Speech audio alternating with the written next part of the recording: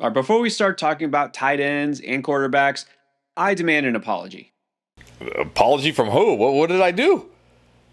No, not you. George Kittle.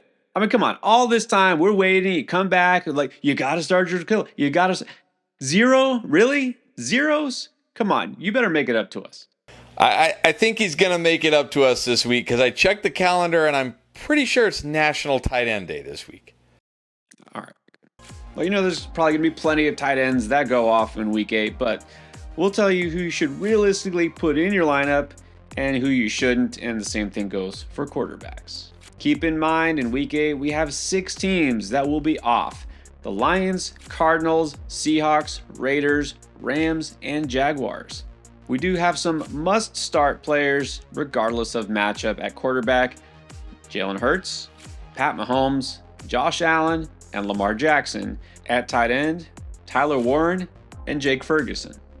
Before we get to this week's matchups, quick reminder, if you haven't yet hit that subscribe button, please do so right now. It takes 1 second. It helps us out a lot. We are on the way to 100K. Help us reach our goal. On Thursday night, we're going to get the Vikings taking on the Chargers. Still Carson Wentz in the saddle for the Vikes. And look, what it's worth, put up some yardage last week. Not so much the touchdowns. It seems like he's getting progressively worse. It can only be a matter of time before J.J. McCarthy is actually ready to take back this job, right? Yeah, I feel like if J.J. McCarthy was healthy, he'd be out there because Carson Wentz is getting worse. I mean, yeah, the yardage is there, but where are the touchdowns? It's like you're not getting touchdowns, you're getting interceptions. You can't start Carson Wentz, but I think you can stream T.J. Hawkinson. Like he's had 6 targets or 6 catches in back-to-back games here. Should have had a touchdown last week. So I think Hawkinson back on the streaming radar. Yeah, I mean, at the very least, Hawkinson, again, a lot of teams off this week. You can consider him as a streamer. I mean, they might have to pass the ball more than they want to against this Chargers team. And last week, Justin Herbert back to putting up huge numbers because they were down big pretty much all game. I don't know if that's going to be the case here, but still, this at least probably gives you a little bit of reassurance in terms of Herbert being a strong start, no? I don't know about a strong start, but I'll say solid because, like you said, I don't think this is a game where he's going to have to throw the ball 48 times. But they're at home. He should be fine. He's solid. And then, look, we got to talk about Oronde Gadsden, the tight end here. This guy's been really good for 2 straight weeks. 17 targets, 14 catches over the last 2 games. Vikings just middle of the pack against tight end. I think he's got to be solid too. Yeah, like Gadsden looks legit. The question is target share is a little volatile here. I think if we're putting Herbert solid in terms of what we expect, and that's where I will put him this week as well, I'm going to keep Gadsden as a high-end streamer. He's been legit. He's, in fact, 5th highest in terms of yak per reception, and he's making plays, but it's not guaranteed. Dolphins taking on the Falcons this week. Can I go first here? My boy Tua.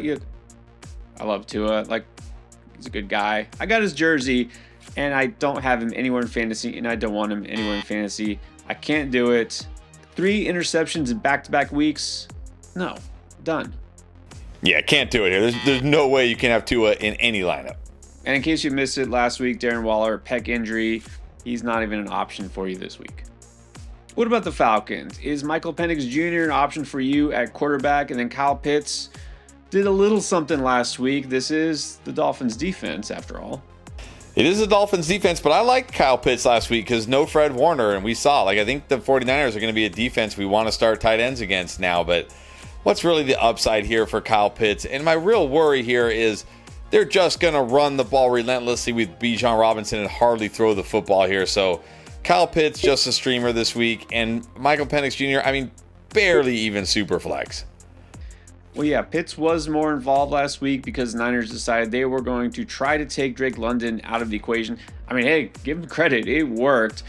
Don't know if the Dolphins are clever enough to do that or if they have the personnel to do that. That said, Kyle Pitts' target share isn't enough to me to make him more than a streamer, and Michael Penix, again, just not more than a super flex option here because they probably won't have to pass the ball that much.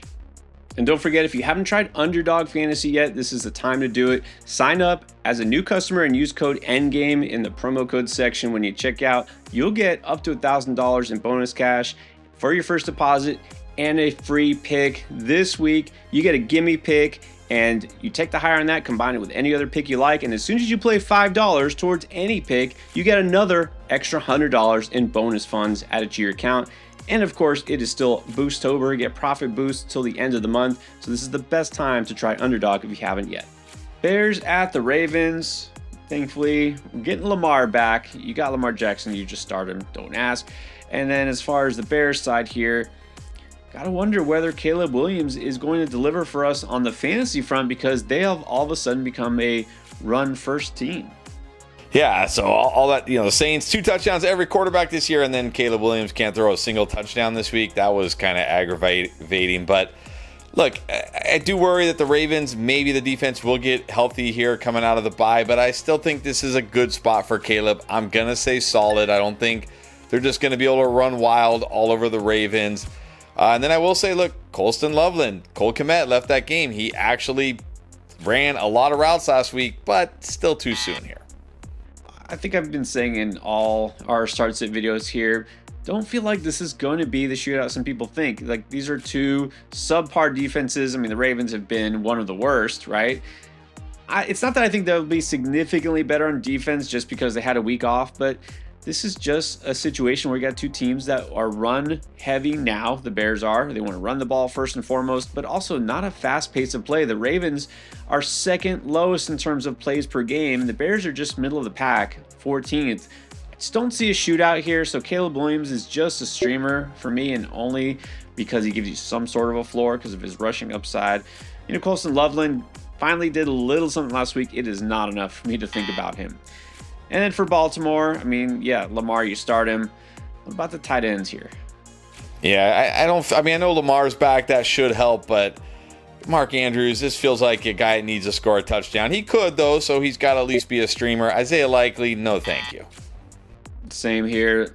Mark Andrews could get involved, but there's risk here. So until we see something more, risky streamer, and Likely just hasn't had that bump like we thought he might. Do you want to get advice from Pierre and myself at the tip of your fingertips? Start, sit, waiver wire, trades, and more? Well, you can do all of this and more on our new app, Draft Lane. We have the ability to view your roster, waivers, and more to give you the right feedback to make the perfect choice. Download Draft Lane from the App Store or Google Play, or use these handy QR codes. And first-time users can use code ENDGAME to get 10 free credits and get your questions answered today. Now we got the Bills taking on the Panthers in Carolina. Good news, you got Josh Allen back this week, so you start him.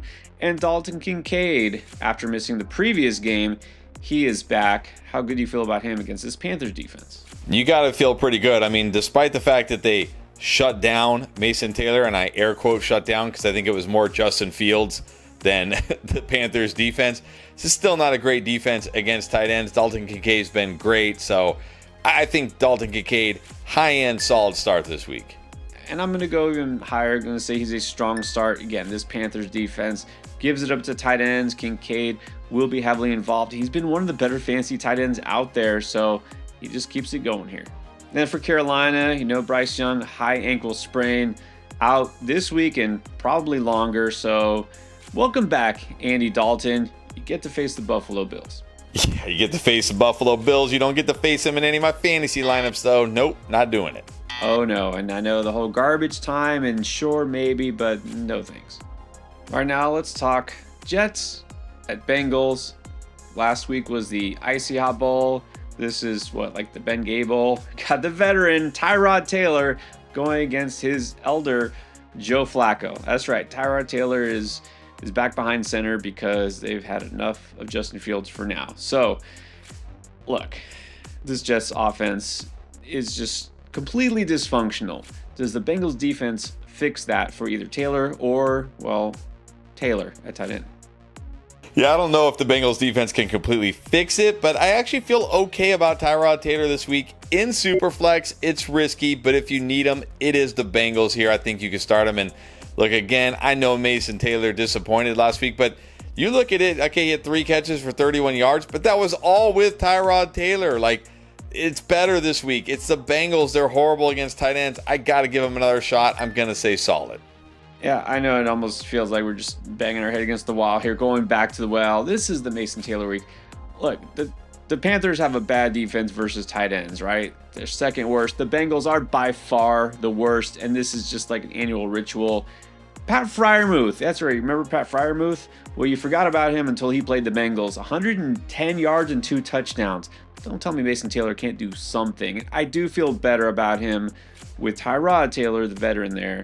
Let's not go crazy. He's just a strong streamer, but I'm not starting Tyrod Taylor.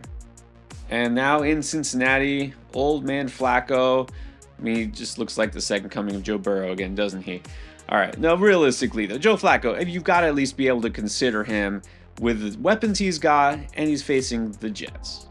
Look, the Jets defense has not been as bad as they were earlier in the year here. Like, I don't feel like this is like, oh, this is too good of a matchup. It's a fine matchup, but it's not great. I'm going to say super flex for Joe Flacco. I know they may not have to pass the ball a whole lot just because it's the Jets, but they do not care, right? The Bengals are one of the highest in terms of pass rate over expectations. They will pass in neutral situations. They don't really have, the personnel to be able to just run the ball over and over again. They want to pass. So I think Flacco is a streaming option. Again, we got 6 teams that are off. You might need a guy with his upside. And then, look, for what it's worth, Gesicki is out for a few weeks. Noah Fant had himself a decent game last week. He is a streaming candidate. I think if you need a tight end, he got a touchdown, he could do it again. All right, now we got the Niners taking on the Texans, and like usual, it's going to be a fun guessing game. Who will play quarterback for the San Francisco football team? So Brock Purdy might try to practice. It's going to be iffy here, but he could give it a shot. Mac Jones might be back in the saddle. Either way, how do you deal with this? Well, I'm going to say if it's Brock Purdy, I'm not even going to take a chance here. It sounds like he's far from 100%. It even sounds like maybe he could re-aggravate it during the game. I just, against the Texans on the road, I'm going to go ahead and sit Brock Purdy. I'll say if it's Mac Jones, yeah, you can play him in Superflex. Not a great matchup here, but he's worth a shot. And look, talked about it in the intro. It's National Tight Ends Day. You better believe I'm firing up George Kittle. Strong start this week. Oh, man, that's optimistic. Look, here, okay. Quarterback first. No, I'm not doing it. Purdy, don't trust him even if he plays. Mac Jones kind of fell back to earth last week. This is a brutal matchup on the road against this Houston defense. They usually eat up quarterbacks, and Mac Jones is not among the elite, so I'm just going to avoid them both. Kittle, I've got to think that he only got targeted twice and didn't catch any.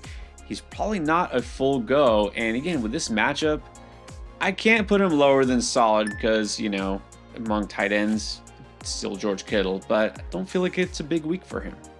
Now on the Houston side, we know who the quarterback is. It's CJ Stroud still.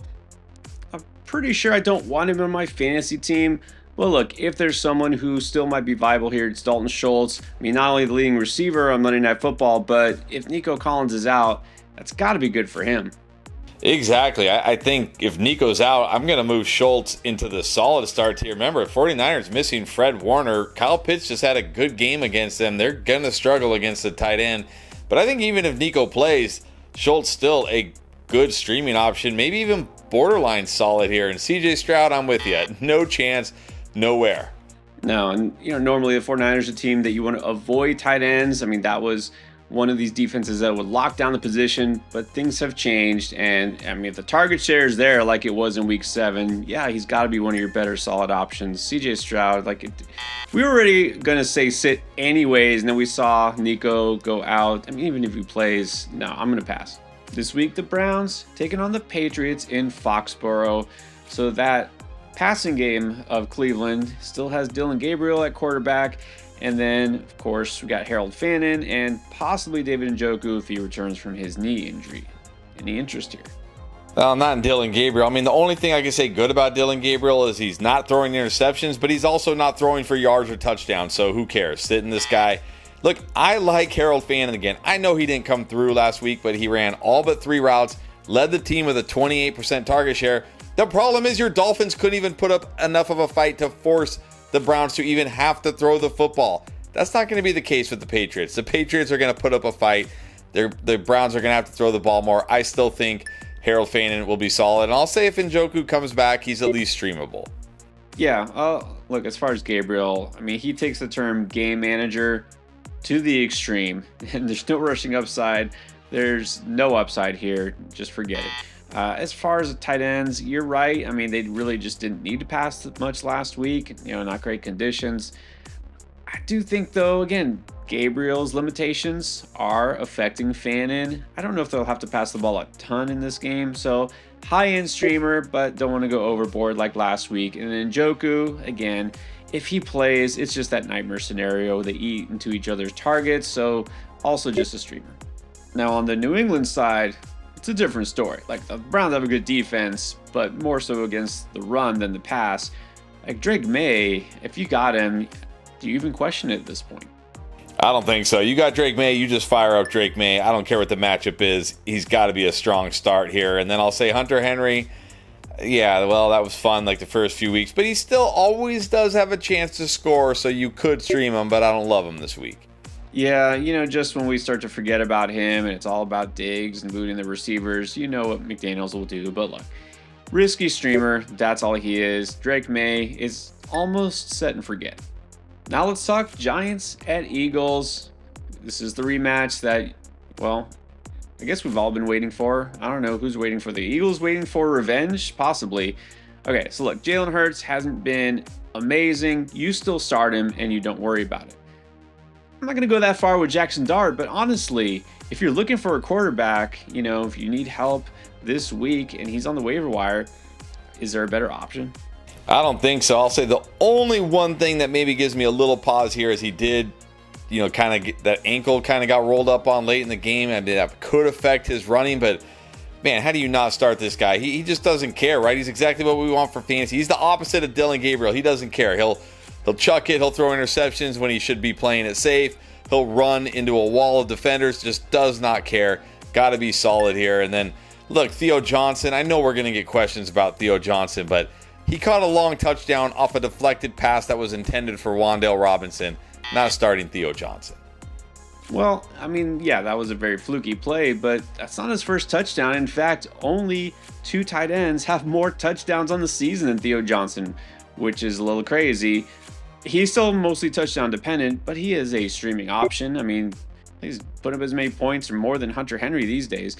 And then Jackson Dart, exactly, laid this out in the waiver wire video. Again, if you are looking for help because your quarterback is on bye this week, he's got to be your first choice. And Dallas Goedert for Philly had been on a roll, slowed the roll last week because the receivers were eating, but the last time he played the Giants, he had a big game. So what is he? Yeah, that's the thing here. What are we banking on here? Are we banking on the receivers having the big game or Dallas Goedert having the big game? I think it's going to be the receivers again. I'm going to say just a streamer this week. Well, I mean, it's not like he did absolutely nothing last week. And again, the fact that Saquon Barkley is not looking like Saquon Barkley, they're leaning on the tight end and the receivers. Look, not just based on his stat line from the last time these two teams met, but how he's performed this whole season, basically. I think Goddard's got to be solid. Our Bucs taking on the Saints this week. I guess finally had to happen at some point. Baker stopped baking. Didn't have a great game last week, but how can you blame him? I mean, receivers in, receivers out. We know Mike Evans now is done for quite a while, if not the season. So, that said, it is the Saints. Yeah, I still feel good about Baker. Look, Ibuka should be healthier. He's got Tez Johnson. He's got Cade Otton. So I'm going to still say strong start here. I think he bounces back. And then look, Cade Otton, we saw him have a nice game last week with Evans out. We know Evans is out. I think you can stream Cade Otton this week. Yeah, I was ready to forget about Otton with Evans back, and that lasted all of half of one game. So Otton is streamable. And, you figure Ibuka will be more effective next week, right? A little bit more time to heal. He's back at the very least. So it's the Saints defense. I mean, come on. Baker Mayfield's got to be a strong start. Now for the Saints, all right, Spencer Rattler, not so much. At least in this heavy bye week, he's got to be at least super flex worthy. Yeah, I'm going to say super flex. At least, he gives you yards, gives you some touchdowns, even though he probably will also give you some interceptions. So, yeah, super flex is fine. And then look, Juwan Johnson, out of nowhere, a big game after everybody dropped him. But I don't know if I really want to chase that. I guess with the bye weeks, if you're desperate, you could stream him, but not my favorite. Yeah, I don't think I want to chase it. But also, Taysom Hill's back. And some people will ask because this is the type of time where you would need a guy like that. Not yet, right? 4 touches total last week. He's just not involved enough yet. And now we're going to see the Cowboys taking on the Broncos in Mile High. All right, so even with CeeDee Lamb back, Jake Ferguson continues to put up big numbers and score touchdowns. Just start him, right? Don't worry about it at this point. Dak Prescott, I mean, you almost want to say the same thing, but this matchup might make you think differently. I mean, the only reason didn't put him in the no doubt must starts is because it's on the road against Denver, but that didn't seem to matter to Jackson Dart last week. I don't think it's going to matter to Dak Prescott. I'm still going to say strong start. He should be. I don't know. I'm a little nervous this matchup. The Broncos lead the league in sacks and pressure rate. I know Dallas has been doing a great job putting up points regardless of matchup, though. I'm going to say he's solid, right? Very solid, but I just don't expect a big output from him. Broncos aren't exactly the type of team that force the other team to also have to pass a lot necessarily, and they don't make you want to pass a lot.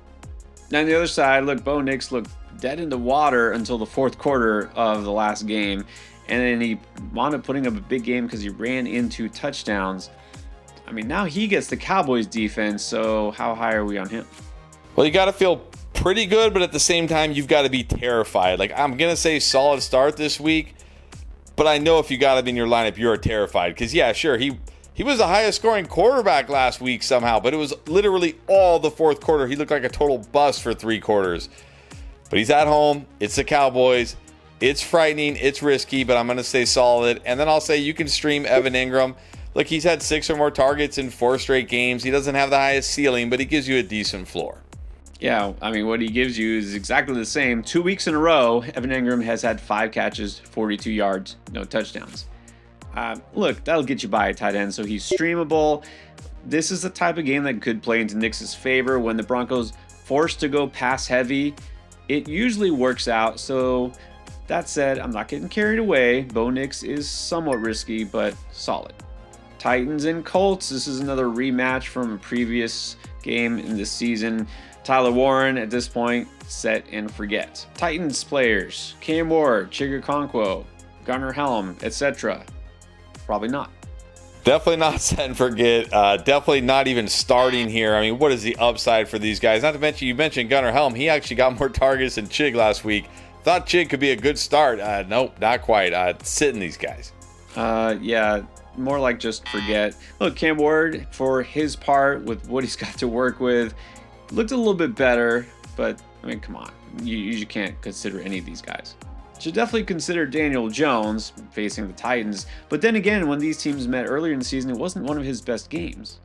Well, that's the problem here, is that you don't need to throw the ball against the Titans because you're winning pretty comfortably, and then you're just running the ball with JT, and I think that's what's going to happen again. But Daniel Jones has been good.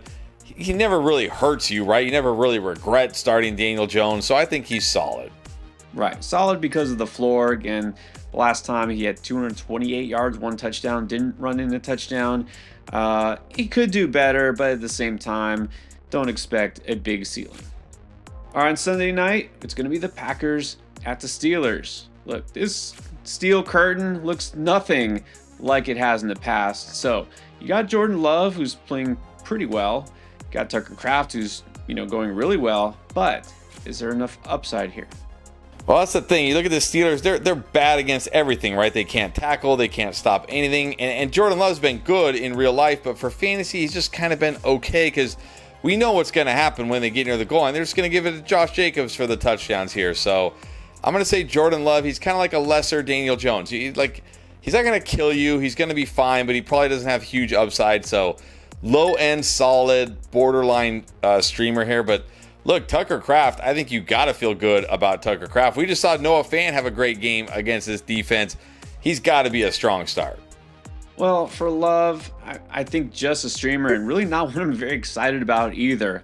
I need upside, right? Give me a guy who has a chance to put up big numbers. Is this really going to turn to a shootout? But like I said, even if it does, then when they get close to the goal line, it's all Josh Jacobs. I don't know. For a guy who doesn't run really and doesn't give you that rushing upside, I think he's just a streamer to get you by this week. Tucker Kraft, agreed, definitely a very solid pick at tight end. Now, on the flip side, I know you're probably tired of the whole revenge game joke. Okay, I get it. But legitimately, you know what Aaron Rodgers is thinking going into this game.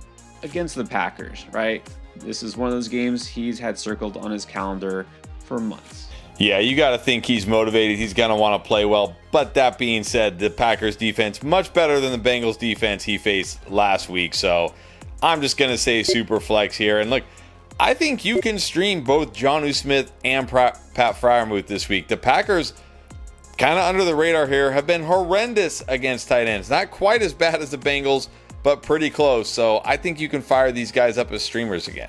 I did feel, and I hated to admit it, it felt like it was going to be a pretty good Aaron Rodgers game last week. Turned out true. I can't feel as good, of course, this week about it. But he's going to air it out, right? Whether they want to or not, he's going to have his way. So I think he's a streamer this week. And as far as both tight ends, who's going to be more involved, who knows? But I guess they're both on the streaming radar. And on Monday night, we got just one game. It's the Commanders at the Chiefs. And Pat Mahomes still in that must-start territory again. Well, Jaden Daniels can't be because we don't know exactly what his status is with that hamstring injury. Probably very iffy. If he does play, how do you feel? And if he doesn't, then it's Marcus Mariota. I think if Jaden Daniels plays, like if they clear him and he's good to go, I mean, am I really going to bench Jaden Daniels? I don't think so. I mean, I'm still going to say strong start. If it's Marcus Mariota, I am going to bench him. I don't want to start Marcus Mariota on the road against the Chiefs. And then Zach Ertz, like I'm just going to say a streamer because, again, I do feel like we're going to see Mariota this week on the road against the Chiefs. No, thank you. I mean, I guess you can. He could score, but it's risky. Well, I'm going to say I probably won't, but I could see a scenario where Jaden Daniels is on the bench. I mean, you know he's not completely healthy. None of his receivers have been healthy. The running game isn't really working. On the road against the Chiefs, yeah, I don't see a lot of upside here. So I'd be a little nervous. He would be kind of like a sketchy solid for me. And Marcus Mariota is a sketchy sit. And then as far as the tight end there, Zach Ertz, it kind of depends, but it also kind of doesn't. To me, he's just a risky streamer regardless of the quarterback situation. And then what are your thoughts on Travis Kelce these days now that Rashee Rice is back?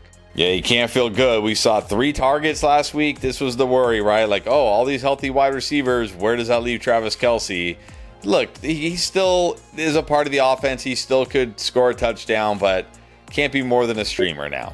Exactly. He doesn't fall completely off the map, but can't love his upside as much anymore, so streamer. Now, if you haven't checked out all the other videos to help you win in Week 8, don't worry. Got a playlist right here for you.